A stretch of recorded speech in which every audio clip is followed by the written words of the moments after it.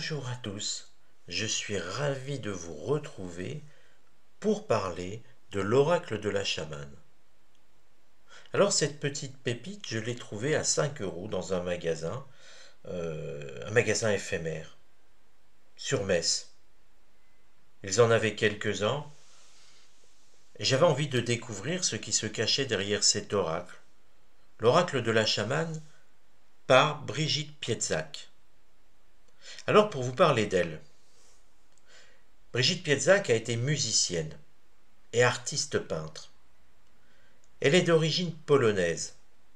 Elle est née en 1963 en région parisienne, dans une famille large d'esprit, qui lui transmet le goût de la recherche de soi.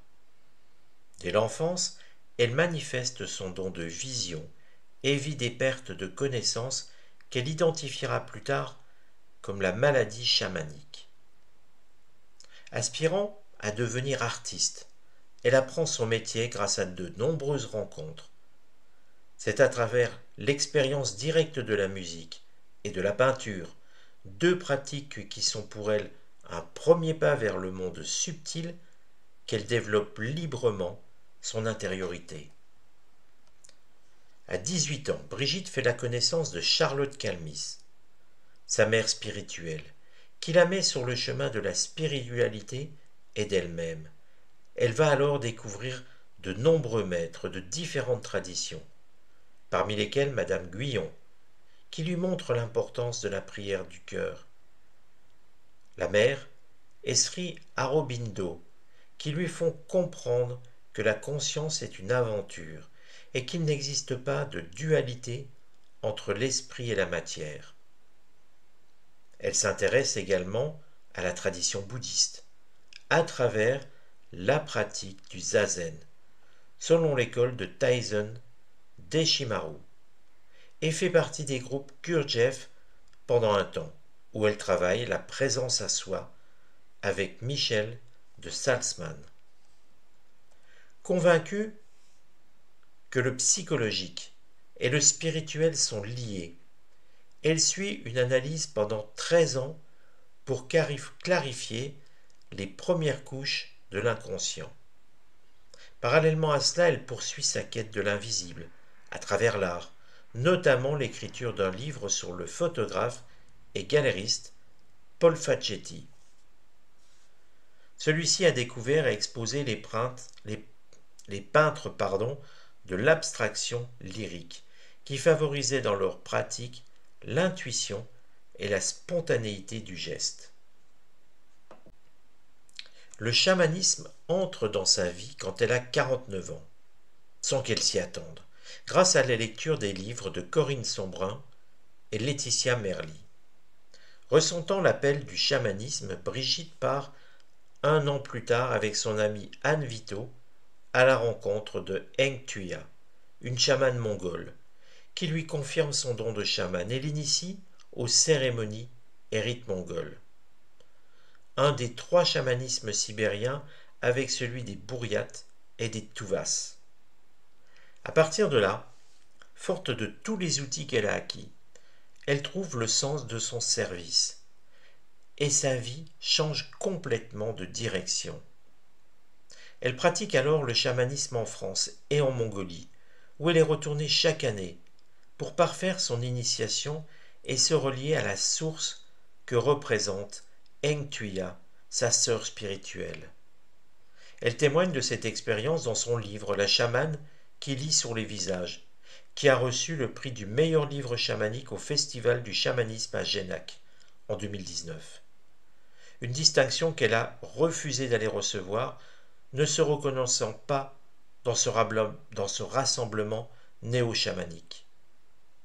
Brigitte Pietzak a créé en 2019 le groupe Facebook Qu'est-ce que le chamanisme, dans lequel elle partage sa vision du chamanisme et son expérience. Mais Brigitte s'est envolée au pays des esprits en 2022. Ses publications, Au-delà du tambour, Lettre à mes esprits alliés en 2023, Vision d'un monde à l'autre, toujours en 2023, Autobiographie d'une chamane française, en 2022. Voyage chamanique et rencontres remarquables en mai 2022. Journal de l'invisible, exercice à l'usage de l'âme, novembre 2021. L'oracle de la chamane, c'est celui que je vais vous présenter ensuite. 52 cartes de pouvoir, 52 pages de savoir, novembre 2021. Et enfin, ciel blanc, ciel noir.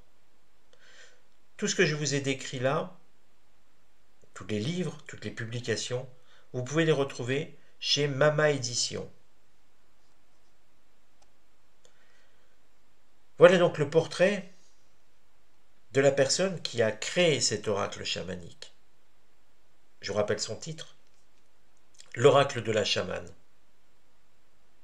Alors, intéressez-vous à ces boutiques qui sont à la fois des solderies, où on trouve des produits tout neufs. L'oracle de la chamane, je l'ai eu, il était emballé, tout beau, tout neuf, à 5 euros. Je me suis dit, je ne prends pas de gros risques. J'avais vraiment envie de savoir ce qui se cachait derrière cet oracle. Et puis, ce qui est intéressant, c'est toujours de connaître. Pas de se dire on sait, on n'a plus rien à apprendre. Bien au contraire, de se dire ce qui est intéressant, c'est ce qu'on ne sait pas. Et donc d'aller explorer, d'aller connaître. Et puis, moi, j'ai envie de vous le faire partager. Alors, je ne vous dis pas de l'acheter, je vous dis simplement ce qui m'est arrivé, comment ça s'est passé et où je l'ai trouvé. Pour le reste, on va regarder maintenant les cartes. Je vous avoue, je n'ai fait aucun tirage avec pour l'instant avec ce coffret. Je vais juste vous le présenter et puis plus tard, il sera temps de faire des tirages, éventuellement.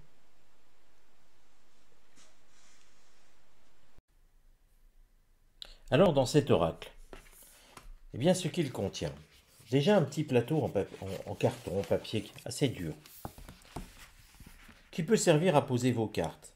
Parce que vous regardez, en fait, vous pouvez en prendre, il y a 4 paquets différents, vous pouvez les placer ici et ici. On a l'impression finalement d'un ciel, mais d'un ciel qu'on peut tourner à volonté dans tous les sens. C'est original. À voir à l'utilisation si c'est bien ou pas, si c'est pratique. Vous voyez, on retrouve les couleurs. En réalité, vous avez les 4 paquets ici qui sont là. Vous pouvez les placer à votre manière et puis, je dirais, utiliser ce plateau ou pas. C'est une question de choix. Pour ma part, je dirais que je le découvre en même temps que vous, mais vraiment totalement en même temps que vous.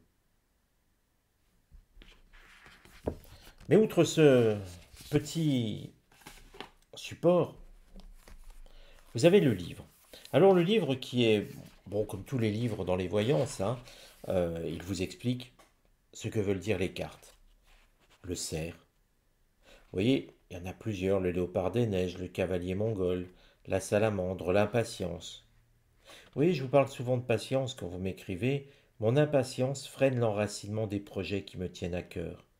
J'accepte que les choses se fassent en leur temps. On dirait presque un conseil déjà.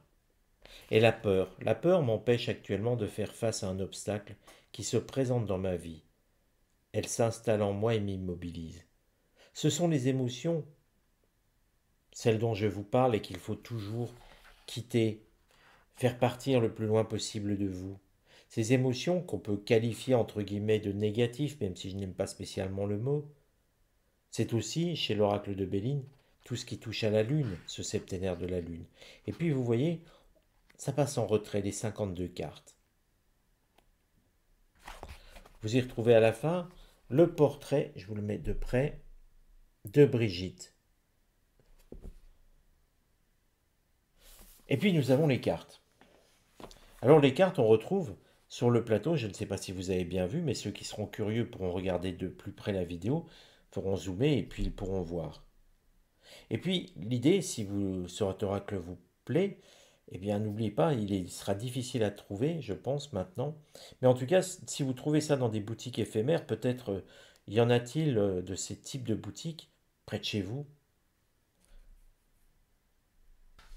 Et pour ceux que ça intéresse, donc cette librairie éphémère se nomme Lire, Lyre. Donc si vous en avez une près de chez vous, soyez curieux. En plus, ils vendent des livres vraiment sympas, pas chers, et depuis peu, ils font des oracles. Vraiment pas chers, en général, c'est toujours moins de 5 euros. Pour les cartes, les bleus. Les bleus avec le loup. Ça tombe bien, c'était le numéro 1. L'ours, l'ange de la bibliothèque, l'aigle royal, le cerf. Alors vous voyez finalement des dessins très simples, jolis mais très simples. La grande-mère, un oiseau.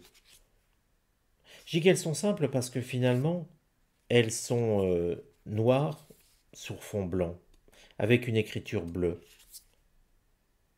Vous voyez le cavalier mongol, je ne vais pas toutes vous les montrer, mais regardez. Le dessin est net, clair. On ne peut pas dire que c'est du grand art et pourtant je trouve que c'est très joli. Très simple. Dénué de superflu. Vous avez donc les cartes ensuite, les roses. La mélancolie, la peur, la maladie.